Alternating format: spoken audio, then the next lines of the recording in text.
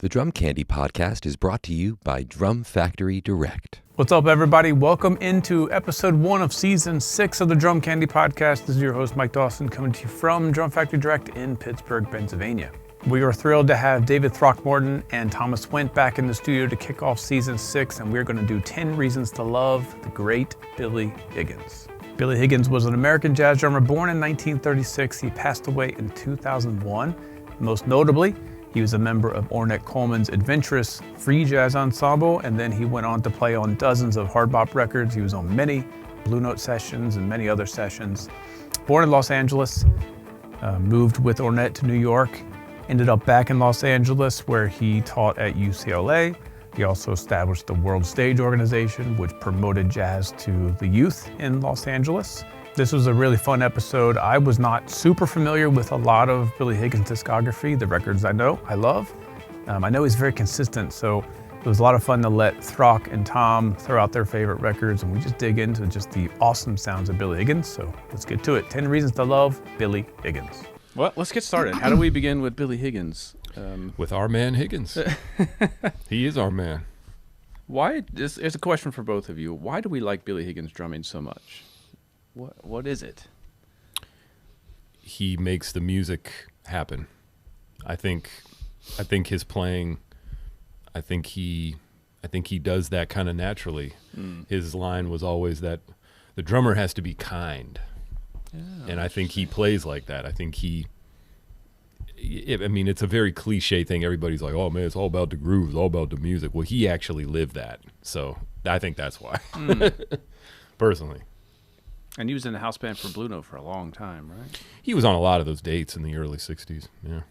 Mid-late 60s, all through the 60s, really. What about you, Dave? Yeah, I agree with what Tom says. He just makes the band sound great, makes the music come to life. I'm saying the same exact stuff, I got more serious about listening to him with a lot of intent a little later in my life. I'd heard him some when I was young, but it became more of a kind of a uber fan a little later, But I think maybe it was like a little less obvious in a way. Well, the playing is very sound and great, but maybe it didn't have the overwhelming effect of like a Elvin or a Tony or even a Blakey in some way, beats being so aggressive or so powerful all the time. There's kind of a prettiness to his playing too that I kind of like. And maybe as I'm starting to mature, I'm starting to appreciate that more and more. But he feels so good. Has he made a bad record? Has he ever sounded bad, even when he was really ill? Not to my knowledge. I can't think. There's some records I like better than others, but I can't think of a record where I'm like, I wish Billy wasn't on this. Wish it was somebody else. He plays beautifully. I remember I liked his playing very early on, but to Dave's point, I think, if I'm not mistaken, the first record I heard that he was on that I really liked was Dexter Gordon's Go. Me too. Which is on Blue Note from Columbia House. From 62. There you go, yeah. And I remember just loving the music and listening and loving his playing, but realizing that, he didn't play anything like Art Blakey or Max Roach or even Philly Joe Jones, really, because his personality is just different, I think, personally and musically. But strangely, those are the guys that are huge influences on him too. Of course. You know what I mean? But he was also, Kenny Clark.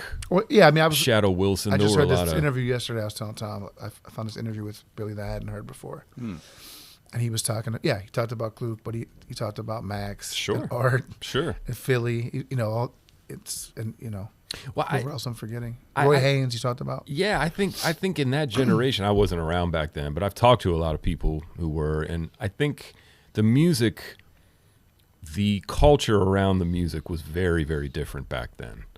And I think that, there were, I just think the whole way that a person came to the music, became involved in it, and became successful back then was is so different than it is now. I think in some ways it's very unfair to even compare it to today. Yeah. But yeah, he was certainly influenced by all those greats. And his time field, to me, I feel like I relate to it in a certain way because it's so smooth and relaxed and chill. Which I don't know where that's coming from. Maybe it's because he's from California and it's just a little more chill vibe. I don't know. I hear it differently. I hear what you're saying, and I don't disagree, but I hear an incredible intensity when he plays sometimes. But it's different than the way I think a lot of people would maybe think of a drummer playing intensely. I'm not you. Yeah. I'm not saying you in particular, but I don't know. His, having the privilege to see him live a couple times was, I mean, I've talked to Dave a lot about it. It's one of the greatest experiences of my life, and it certainly influenced me a lot as just a musician, as well as being a drummer. But just it's the effect he has on the music that's so magical to me. You always use the word to me, not to steal your story. No. But you would always say the way he lifted the music up. I mean, I totally get what you're saying, and I agree with you, and I also agree with Tom. I hear a smoothness and a. I'm thinking like his swing feel is smoother. Not that Oh, the absolutely. volume is low. Absolutely. It can be really wide More to me eighth too. note, There's a big width to his beat. Well, that's the magic of it is, and the one track I picked, I will hopefully kind of illustrate that. But yeah, he has one of the most unique cymbal beats. All the greats have unique ones, but his is especially unique. What track is that? Let's go right to it. This is Thelonious Monk live at the Blackhawk in California. This is the longer version of Epistrophe, and what we're going to hear is basically just the melody. So the way that Monk had a lot of different ways of playing this tune, but a lot of times the A section would have a funky sort of feel. Sometimes it would be, a lot of times drummers would superimpose like an Afro-Cuban 6/8 over it, but that bo-bo-dee, bo-bo-dee, bo, and so the way Billy Higgins plays it is he kind of plays it almost like what a lot of drummers will call a boogaloo, but then he swings the bridge, but focus on his cymbal beat as he moves into the bridge and then back out, and then we'll talk about it. All right.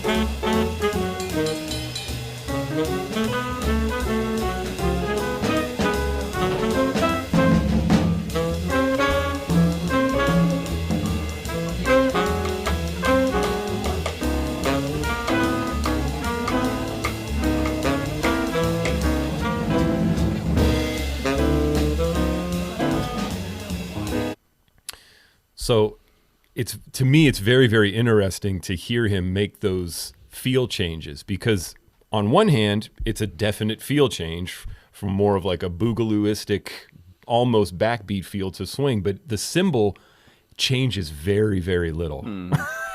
He's playing a slightly different rhythm. On the A's, he's playing that da-ga-da-ga-da-ga-da, and then he's playing more of a traditional jazz ride cymbal pattern on the bridge, but it really shows how, to my ear, and I'm interested to hear what you guys think, his overall pulse doesn't change a whole lot. And that's not a bad thing. I think it makes that so unique and special, because Frankie Dunlop and Ben Riley, who were probably the two drummers who played most in Monk's group, don't play like that. They're both equally great, but they're very different conceptually, Yeah. I don't know. I chose that because I was listening. I was like, wow, just to hear that subtle shift in the cymbal is so unique, and nobody can play a boogaloo or swing quite like him as far as how in the it cracks feels. Always. Totally. Yeah. Very much so. And Throck, you said you're talking about the width of it. And that's the magic of the da-ga-da, da-ga-da, da-ga-da, Yeah, and sometimes it almost feels like, as the years went by, sometimes it even feels wider. Yes. Yeah. A lot of players, that can happen to a lot of players as they get older. You know what I mean? Yeah. Not to get, like, I was into a newer Joe Chambers record. We did the Joe Chambers one a couple months ago. Yeah. And even hearing him now, it's like all the ideas are still there. It just feels like there's more space. Interesting. Wonder why. I think you just probably hearing hearing like they don't want to play as much as my guess. You know? I think that happens to a lot of musicians is the fat goes away. Yeah. And you get that beautiful fillet steak of only what really matters. You know? Well, since we're talking about his kind of in the cracks, swing straight feel and the way he approaches Latin music, for me, the first time I heard him was on Love for Sale off of that Dexter Gordon record. Yeah. And the way he plays that, like, quote unquote Latin beat in the beginning, I know. it was such a mystery to me. Like, it's not triplets, it's not eighths, it's not sixteenths, it's somewhere in between. It's magic. It's truly what it is. And then the fact that he swaps the brush over to the other hand for the B section and keeps the stick in the other. I mean, it's cool. So let's go there next.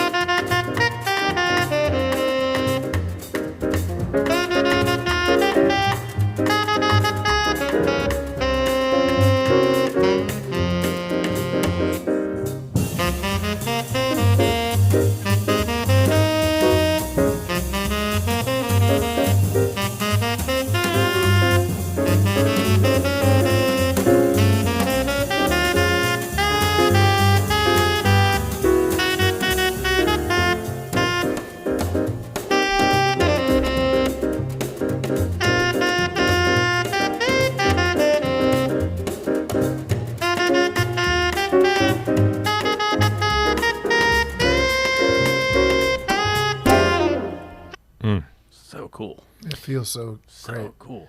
And I'm just hearing like the way he adds tiny little bass drum accents in the melody. Like, come on, man. Well, you know that feel, because he's basically playing a fast bossa nova with a, has as most of us would play with a stick and a brush. But what's interesting, especially in this, I mean, this is 1962, 63, so the bossa nova craze was brand new in this country. Mm-hmm. So that music was brand new here. And a lot of jazz drummers, they kind of half swing, like if you listen to Art Blakey, Pensativa from Free For All, and he's playing the right, which is actually a thing, I mean, that actually became almost like a sub-style. Yeah, well, that one we just heard was swinging like crazy. It was crazy. Great, yeah. And it, like, I even think if you listen to, it was a Ray Charles record from the early 60s on ABC. I think it's one of the Ray Charles sings country and western. It's not that. It's one of the others where it says featuring the new swing over rhythm.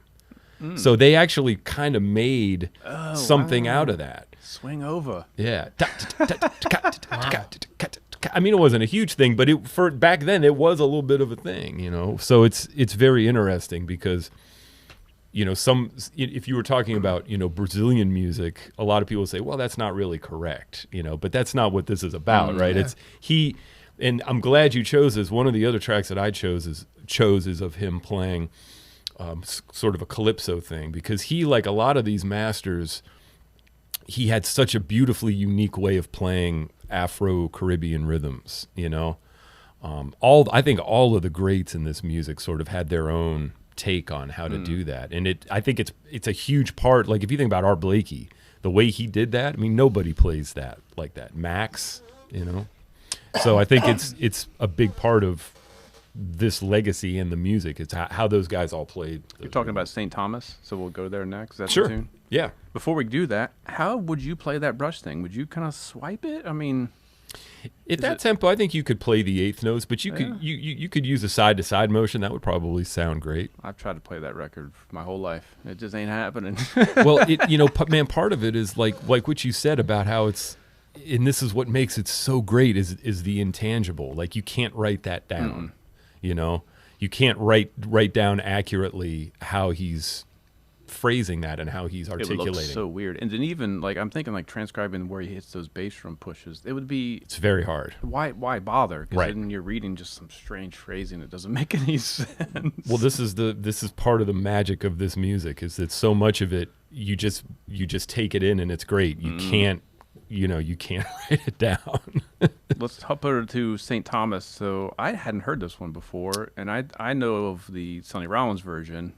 I assume this came out after that. Oh yeah, this is actually from 1992, I Okay. believe.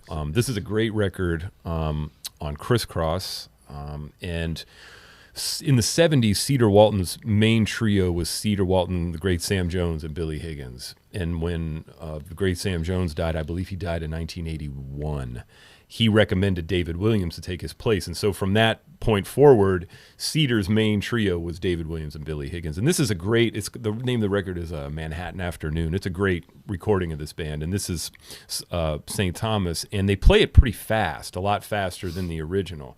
But what I liked about it was the groove that Billy Higgins plays on it, because it's sort of his take on a calypso, a faster calypso. So we can listen to it and then talk about it. It's another one. I don't know what the sticking is. So you're going to have to help me. I don't know what the sticking is.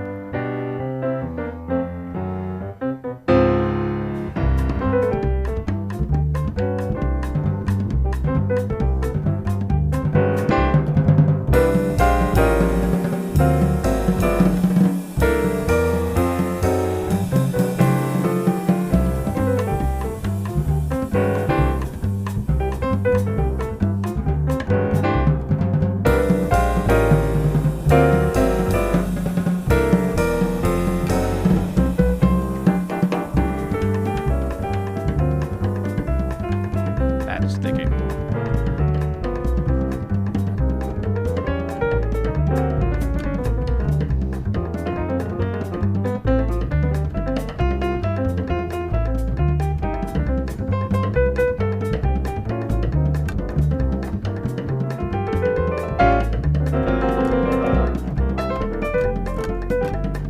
Yeah. I mean, I get the beginning. It's a 1, a 2, a 1. But what the hell's he doing there? What is going on? He had all kind of uniquenesses where he would combine, a rim shot with the left hand and muted tones and open tones with the right hand. I mean, I don't know I'm not sure what the sticking is. I know approximately kind of what the groove is, but it's that magical Higgins magic, and he had a lot of Afro-Caribbean grooves that were similar to this, where he might not play with a bell pattern of any kind, but he'll play between the drums.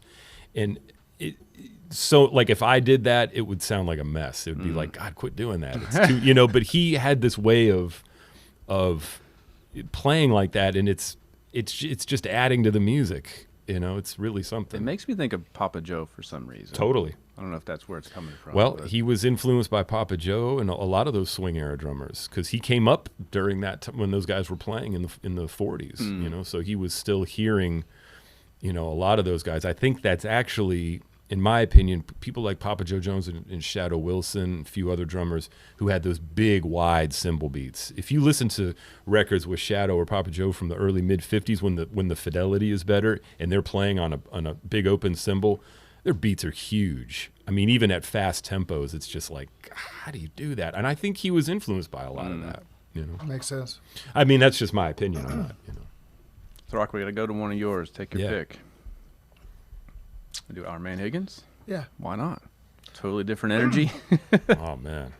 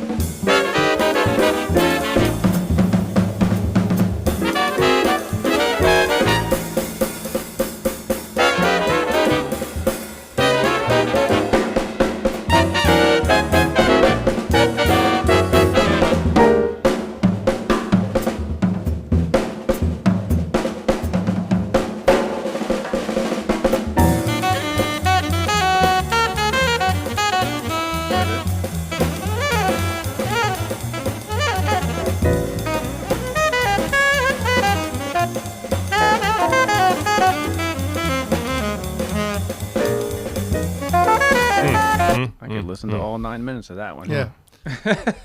That's one of my favorites. You know, it's like I think about, you know, his beat obviously a lot. You know, like I was saying earlier, the way his cymbal beat feels.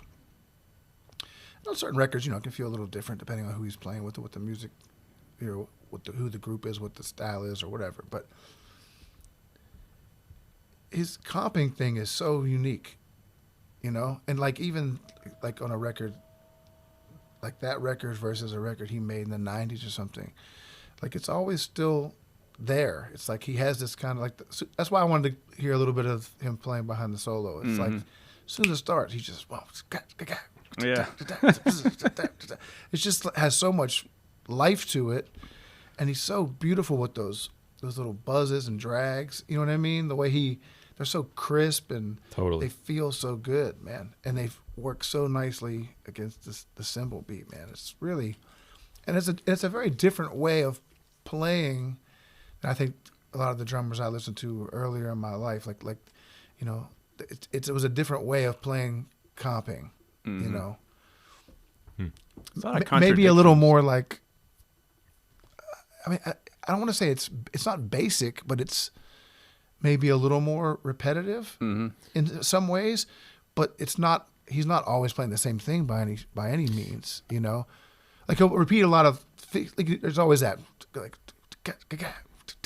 Plays the heck out of that all the time, but it sounds so damn good. Well, that's an interesting point, because that's something that many drummers in that era played, but they each sound very different playing it. Art Taylor sounds different. Max, I mean, they all play that bap to bap, but they get it. It's slightly different, you know. And I think a lot of what you're talking about is, as far as the comping goes, and when I saw him live, I witnessed this, and I think this is part of what makes him so kind of difficult to talk about sometimes, is that we talked about this last night when we were hanging, his energy as a human being is a huge part of this, you know? And that's one of the biggest things that I think I learned from listening to him and seeing him live was your personality is very important, you know, and coming to the bandstand with a good attitude, one that is about making, you know, being about the group effort and you know what I mean? He exudes that. I mean, and that's something, seeing him live, it's just like, it like envelops you almost. It's a wonderful thing, man. Yeah, I can imagine has to be one of the easiest drummers to play with ever. Yeah, it sounds like it. It just coasting. sounds, like you said, it sounds friendly Totally. and loving. It sounds warm and. Well, we were talking about that a little last night. You know, one of the great Pittsburgh bassists, Dwayne Dolphin, played in Hank Jones's trio with Billy Higgins for a while. And Dwayne told me that the first time they played together, Billy Higgins came up to him and said, "How would you like me to play behind your bass solos?" You know, I mean, just, you know, and that, you know, that's a lot of who he is. You know, I think I try to keep a lot of that in mind, especially when I'm on gigs that might be a bit difficult, or something is not, you know, happening and you're frustrated. You know, I think about that, like, okay, how would someone like Billy Higgins deal with this, you know? And his beat kind of allows for things to move more, too. Totally. It's not tight. It's not airtight, so it kind of can... It never feels like it's speeding up or slowing down, but it's always kind of... Yes. Wherever we want to go, we can go with it. Peter Washington, the bass player, told me that when he played with him, the thing that he loved is that Billy Higgins was great about waiting for someone to finish a phrase. He was great at accompanying or playing with people like that. He had such great ears, and he was so kind. Like he was playing with you, and he was listening to how you phrase, and he wasn't trying to push you this way or that way. You know, it's all those little tidbits are very interesting. You know, there's a lot of magic in there. Like I was totally, as you were talking about, I was thinking like kind of contradiction. He sounds like he's barely hitting the drums. Like his phrasing is pretty like, I'm just letting the sticks do what they do, but it's so intense. It's like there's so much energy, but it's effortless. Like, that's the magic to me. Like, if I did it, I would just sound kind of like anemic and wimpy. Right. I hear Like, you. hit the freaking drums. Yeah. Dude. Well, thanks to YouTube, there's all these cool videos that we can watch of him. And I think you can get a lot by just kind of watching how he does it. I think there's some answers in that to his playing. Not all answers, but I think because you see that, you can see his joy. You can see he has a very almost carefree feeling. But when he does stuff, there is totally intentional. He means every note that he's playing, you know. What's that video where he's like sweating freaking bullets with a sweater on and a hat, I think? I can't remember. It's a live concert, maybe in Europe or something, in Italy. Okay. Oh my gosh, it's like he's got water pouring out of him the whole time. Yeah, man. But he's playing like light. A lot of intensity there, man. All right, I'm going to go to, this might be my all-time favorite record. Ornette Coleman, What Reason Could I Give? Right into it.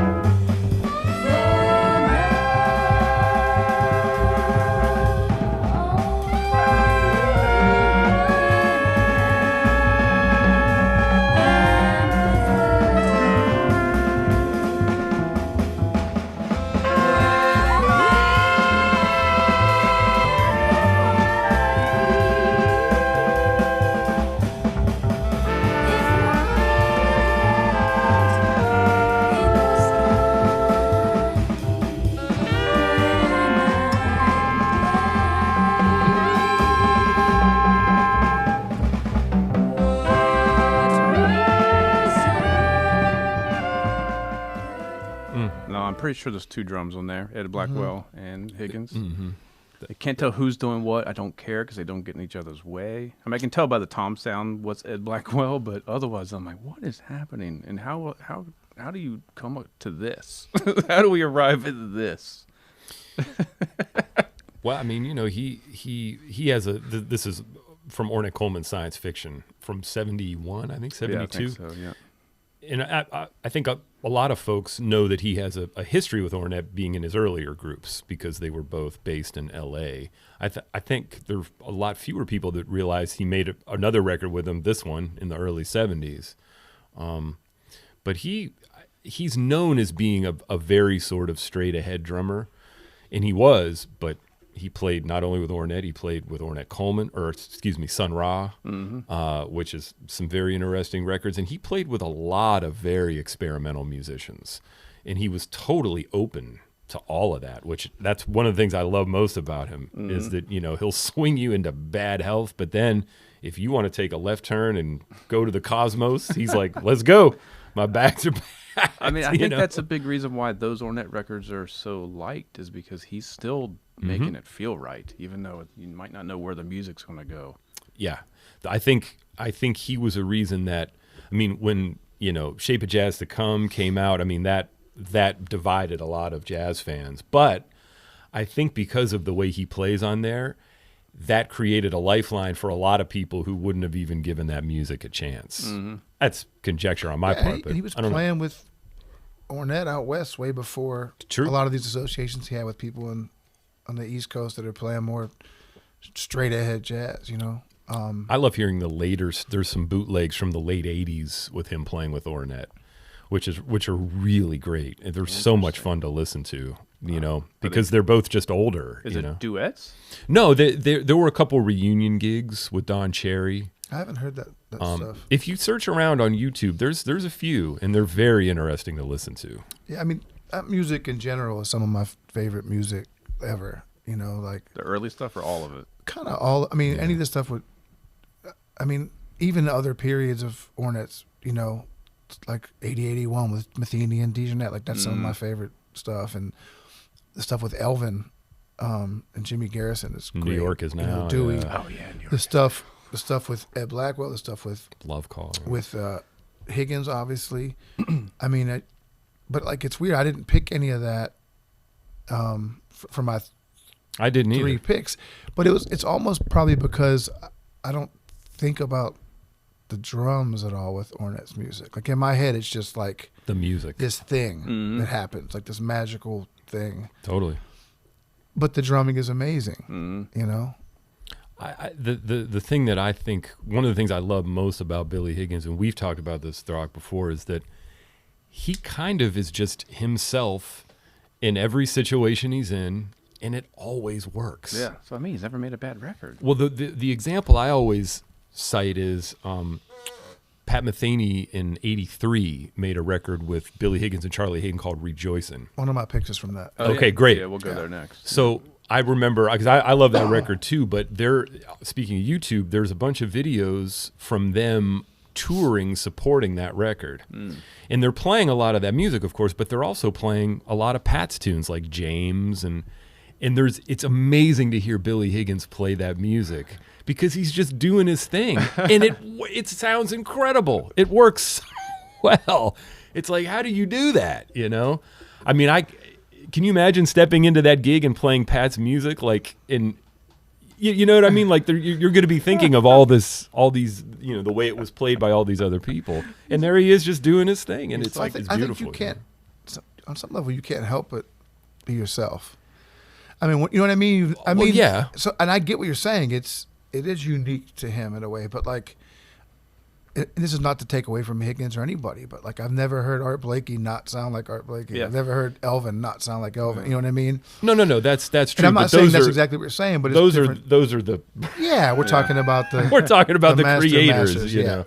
So But like, you know, I'm saying like if I was in that position, I think it would be very hard to play Pat's originals. Yeah, which are so different. Which are so different, Yeah. and to not think of Paul Wertico or you know what I mean, because those guys are a big part of that music. yeah, we've you know? heard so much of it. Sure. Yeah, we were talking about that yesterday with Wayne Krantz's band. Mm-hmm. We were talking about, because Tom's not coming from that like I am, you know what I mean? But I was like, you know, to hear that band, if I would have came into that band after Zach Danziger, we're getting way off topic. No. I would have been playing it kind of like Zach Danziger played it. Mm-hmm. But once Keith Carlock played the gig, you can never go back to playing it Yeah. like That's that. interesting. Because you're thinking about, oh man, this whole this band has That's what I'm talking about. evolved. Yeah. So Higgins is kind of coming at it like, here's Here- my Billy Higgins stuff. This I'm is gonna what I it. do. Yeah. And I remember watching those videos and just loving that, thinking like that is like the epitome of like artistic greatness. Yeah. He's himself and it works. Oh man, you know. should all be so lucky. I Billy know. Higgins is the Steve Buscemi of jazz drum. Yeah, totally. But it's a beautiful thing, man. I mean, it just shows. It shows, I think, as just not a drummer, but just as what a great musician he was. Yeah. Well, you know, I don't remember any of the quotes directly, but I heard this interview yesterday that I hadn't heard. And everything he said, like you said about the human, how he is as a man, as a person, everything he was saying is stuff you would expect to hear him say. It all reflects what we're hearing in the music. You know, you got to play where the music takes you. You have to listen. You have to, you know, if somebody wants to play a little more loose, you play a little more loose with them. You know, he was like, Dexter plays behind the beat. I'll just be a little more patient when I play with him versus somebody else that might play on top of the beat. Absolutely. And it's like, it's all about the ears and the spirit, like he kept talking about. You Well, know? I think you're 100% right, and I think that goes to an even more important thing, which is it's just more about being a good person. That's integrity. You know, I mean, how many times have you seen someone on a podcast and they're like, "Yeah, man, you know, it's all about playing for the band. It's all about the groove." And then you see them play, and you're like, "How's that?" Yeah. Like, really? How's that work? You know? But someone like that makes perfect sense. You know, he has a lot of personal and artistic integrity. So yeah, he's not gonna. Somebody's got some secret bust tapes of Billy Higgins just ripping somebody apart. I doubt it. Well, it's funny. Yesterday, I was telling Throck, a good friend of mine shared a great recording of Billy Higgins talking with Peter Washington in 1990, and Peter is asking him, he's asking him about playing with drummers when they play brushes, and he was saying how some drummers it's really hard, and why is that, you know? And Billy Higgins is just he's like, well, it's a different thing when you play brushes. It's the same feeling, but you're achieving it differently, and you have to. I mean, he's just given the most beautiful, sensible, it's great, man. It's really wonderful, to hear those guys. I think a lot of talk. from meeting older drummers over the year and talking to some heroes that are older in general, sometimes you expect they're going to have all this real detailed, drummy stuff to say, and they kind of never do.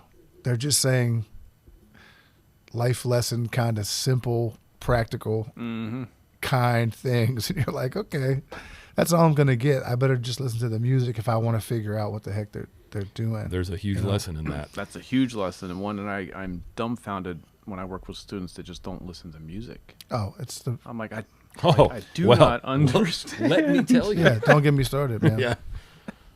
Like, what are you trying to... It's just, I don't get it. I mean, I sort of get it. It's an activity, but when you're like, I want to sound like Billy Higgins, well, are you playing to the records? I mean, what more do we need to talk about, you know? No, it's all in the records. Well, let's go to Tears Inside, Pat Metheny. Oh, yeah. Is this from the top? Yeah. Yeah.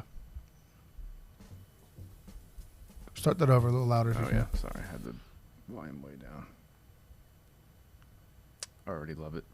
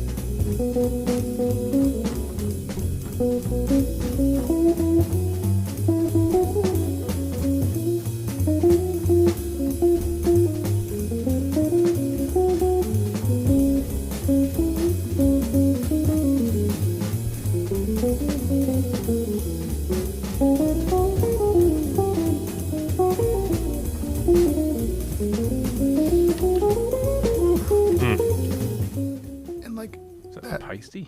yeah.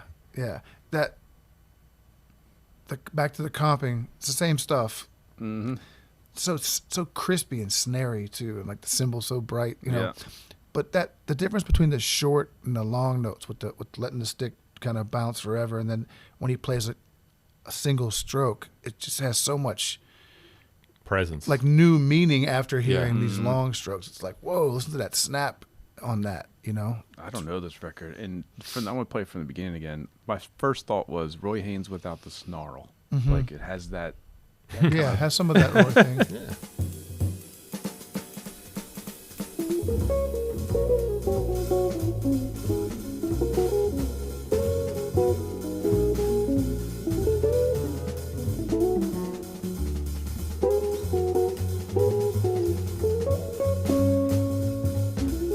That's a hip two feel. He was.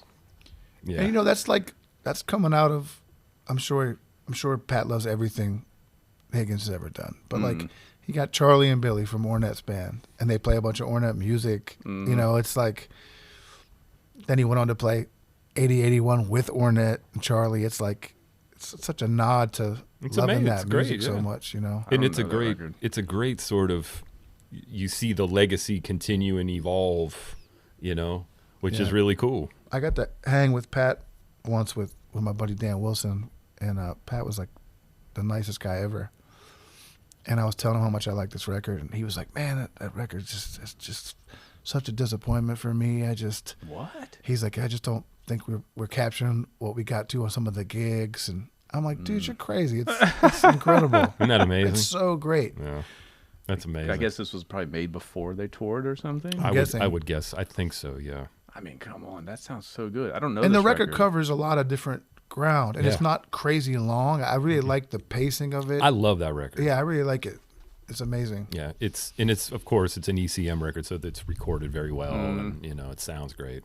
Isn't that funny how he thought that, and we listened to it and we're like, man, I'm so glad that exists. And his view is like, Yeah, it's so amazing. I mean, I'm sure he's Trio. proud of it and everything. I hope he but he is. was He just should like, be. man, I know we played better. Yeah, I'm like, dude, you don't have to worry about that. Yeah, right. You got it. yeah.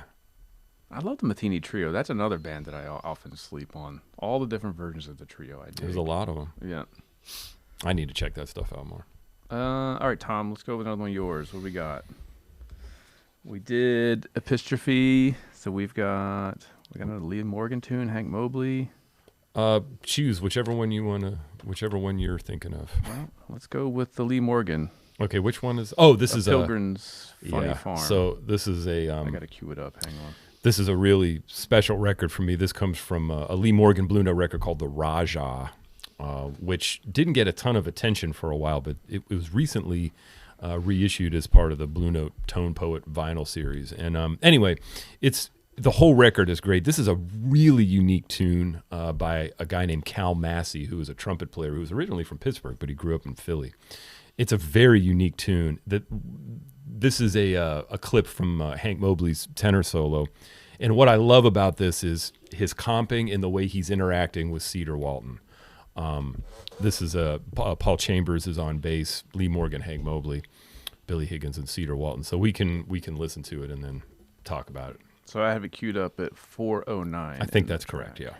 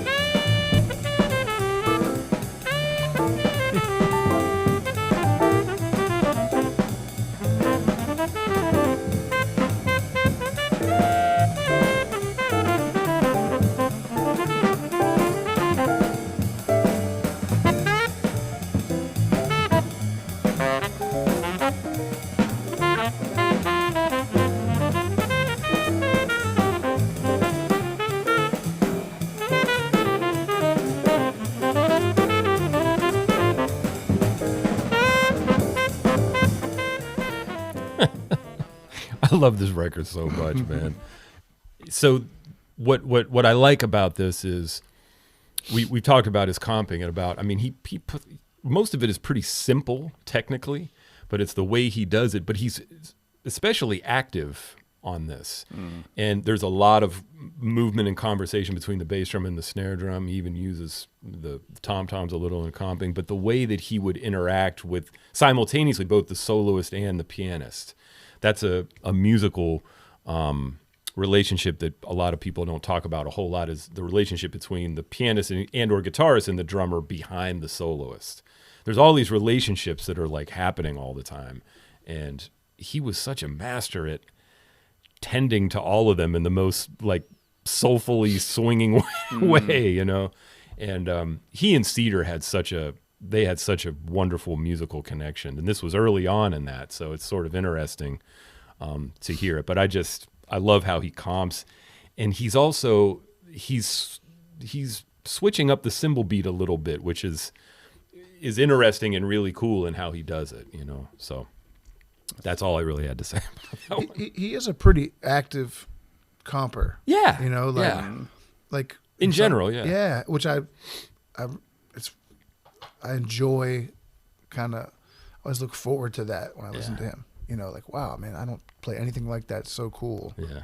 He very rarely leaves this position, which is what I'm listening to a lot now. Like, when do drummers leave the time position? Mm-hmm. He doesn't leave it much. Occasionally at like the end of choruses or something. Yep.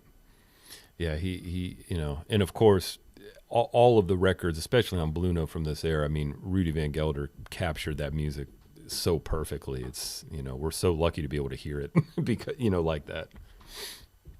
We have 3 more. Cool.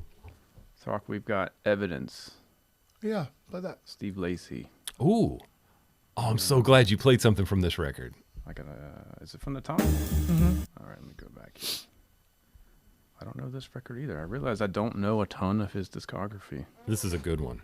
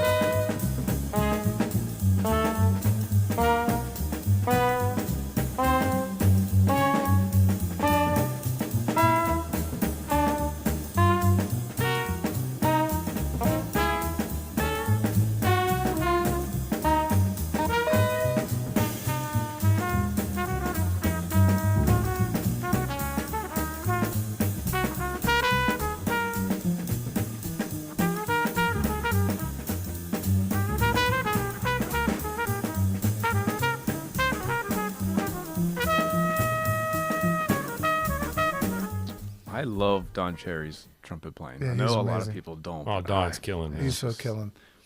And again, like, there's no chords happening there, but like the comping is so active and there's so much space for it to be active. Yep. Yeah, that's I'm saying nothing new, but it's like it's that same. It's like that couldn't be anybody but Totally. Higgins. Yeah. That totally. snare drum stuff and that beat. Yeah. Yeah, it's he's sort of, especially on this record, there's a lot of them like this, but he's kind of like, he's like the little engine, that's sort of powering everything, Yeah, that's a good way. That kind of describes that Ornette record too, where him and Blackwell are just an engine. Yeah. It's just a motor pulsating over while they do this crazy shit. on top. Yeah, they keep it moving. And again, man, it's like you think about some of these other leaders, like Steve Lacy having Don Cherry and Higgins, or Coltrane playing with Don Cherry and Ed Blackwell and Charlie. You know what I mean? Or, all, that stuff was so influential to like all these iconic musicians. They liked that thing and wanted to be part of their thing. Or Sonny Rollins, Don Cherry, and Higgins. Oh, I don't know that one. And Yeah. Henry Grimes. Henry Grimes. man. Yeah, there's some great video of that band. Over in Europe, yeah. They only recorded a little on RCA for Sonny Rollins, but yeah, that's another great band. But think about those are like iconic. Oh, totally. Guys are like, oh man, let me get some of that thing. Yep. One thing I love about how he plays with Ornette and on this record is it's almost his playing, it almost creates like a palette for those guys to paint on, because if he were, especially like if you think of like Shape of Jazz to Come, if he played like totally free on that music, first of all, would be totally different. In those tunes, the melodies would lose a lot of meaning, I think. It's like you got to hear that against the backdrop of that beautiful little engine. Yeah, he's not jumping on all the melodic. No, not stuff. at all. He's kind of letting it go. Yeah, he's creating this space for that music to happen on, if you want to think of it like that. Which I love that. Like, I think a lot of times as a drummer, when you're playing in situations that are a bit more open, you've done a lot more of that than I have. But I love doing that because it's a challenge. But I find sometimes you have to fight the urge to do certain things. And I feel like Higgins is so great at that. Like it's like, here you go. It's like, here you go. Go ahead, do your thing. I got you, Yeah. It's such a uniquely beautiful way to play that music, I think. And I hear a through line, maybe not, but to the Miles Second Quintet, where the melodies just kind of happen over top of the rhythm section. It's way different, but it's not like they're getting all the stops and everything. They're kind of letting things go, or Wayne and Miles are not quite playing the same way. I think it was all part of the climate back then. That's one of the most interesting things when you think about the different classic eras of the music, is just what the climate was to be. You know what I mean? Like, what was it like to be on a scene back then when all of that was happening? Like, I've talked to Roger a lot about that because he toured with Miles' Second Quintet with Horace's group. Can you imagine hearing that group every night for a couple months? Like, just to be there would have been an amazing thing. And I think that's always a mysterious thing that I daydream about with whether it's the 20s, the 30s, any of these classic eras. It's like, man, what was it like to just live there and be there? You know, because that's a huge part of all the music. So I think what you're talking about is true, but it was just part of the musical artistic climate back then. I don't know. That's my. I think in the history books, it's a little bit too like every 5 years it changed to Yes. this and that. Yeah. And that's just not the case. It's not the case, yeah. And this was, you know, this is Black American music, man. I mean, there's a lot of beautiful things that can't be written down or described in the Western European way. And that's, for me, that's one of the greatest things about it. It's just uniquely beautiful, you know. Tom, you got one more. Okay. A slice of the top. Oh, man. This one I have to queue up. So this is another record, like the Raja, is really beautiful and important to me.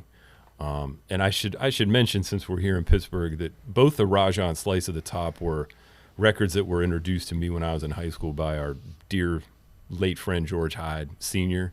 These were big records for him, and they became big records for me. And this is the title track from Hank Mobley's Slice of the Top. I believe this was recorded in 1966. And it features Higgins playing with not a big band, but a larger ensemble. And this is also, the reason I chose this is listening to him switch back and forth between his uniquely Higgins Afro-Cuban groove and the swinging bridge of it. It's just really beautiful to hear him make those transitions and to listen to how great each of these different grooves feel the way he plays them. So, before I play it, how many did he make? A bunch of records with Crenshaw? With Bob Crenshaw? Oh yeah. Yeah, I thought so. They were a great. What he worked so well with so many different bass players: Herbie Lewis, Ron Carter, Paul Chambers, Bob Crenshaw, Sam Jones. There's so many that he sounded great with. All right, here we go. This is 50. I'm starting 53 seconds in. Yeah.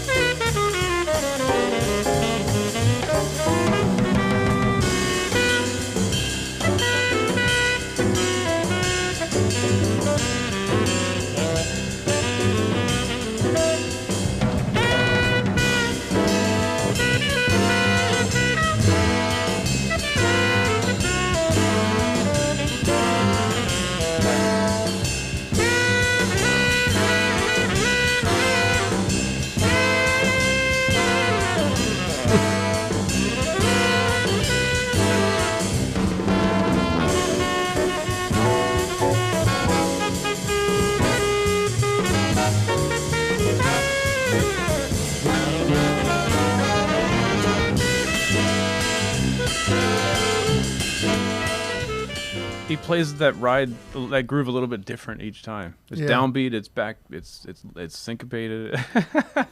Yeah, the cymbal bell stuff sounded a little like bigger on that than normal. You know, a It little sounds like he's playing harder, right? Well, it's a bigger band. bigger band. Yeah.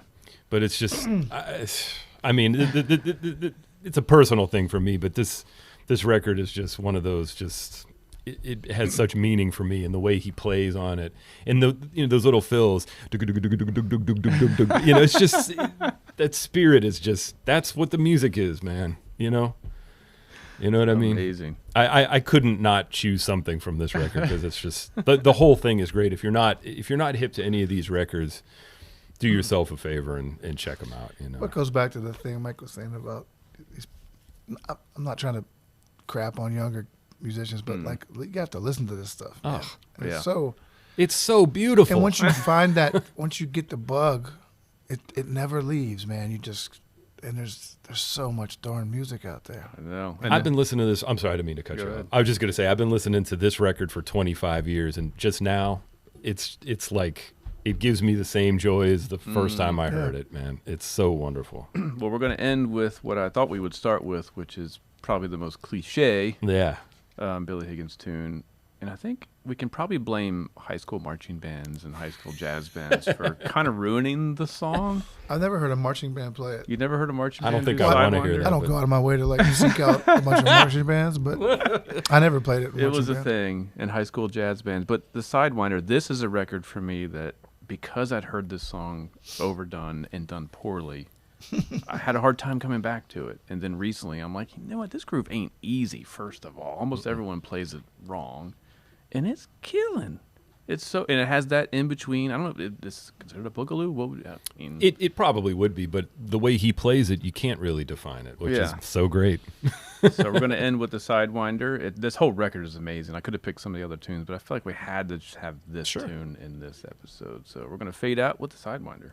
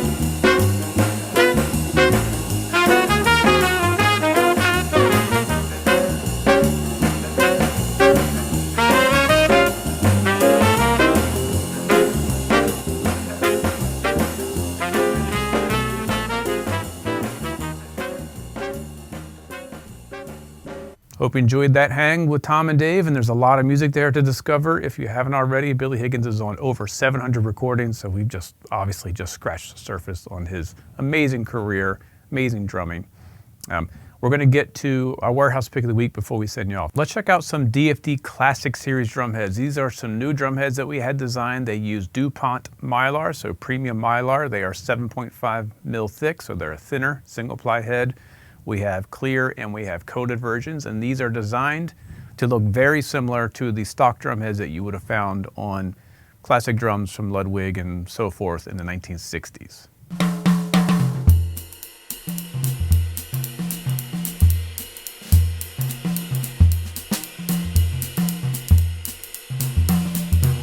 We have all the standard sizes, I believe from 10-inch toms up to 22-inch bass drums. Price is pretty crazy. I think the 10-inch is like $739 for the drum head, and the 22 is like $20. So incredibly affordable.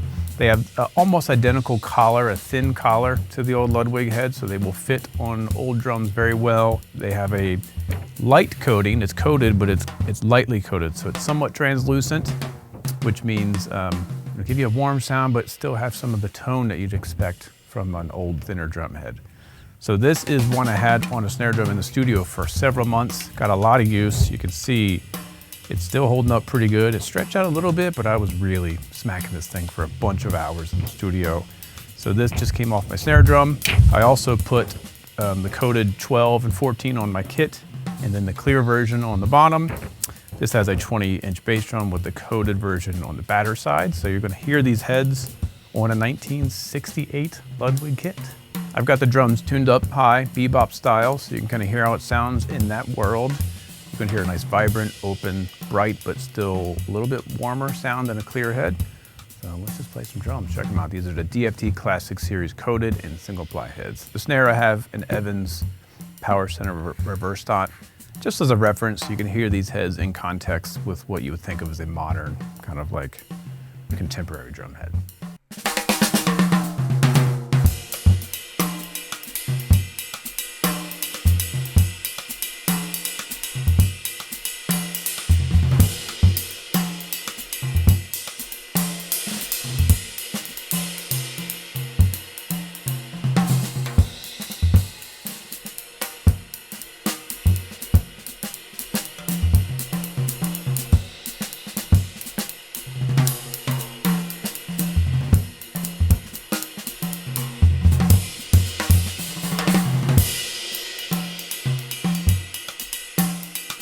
And that is it for episode 1 of season 6 of the Drum Candy Podcast. Thank you for listening. If you do like the show, please give us a 5-star rating, write a review on Spotify or Apple Podcasts, or go to YouTube. Make sure you subscribe there, write some comments, spread the episode, share it with some friends.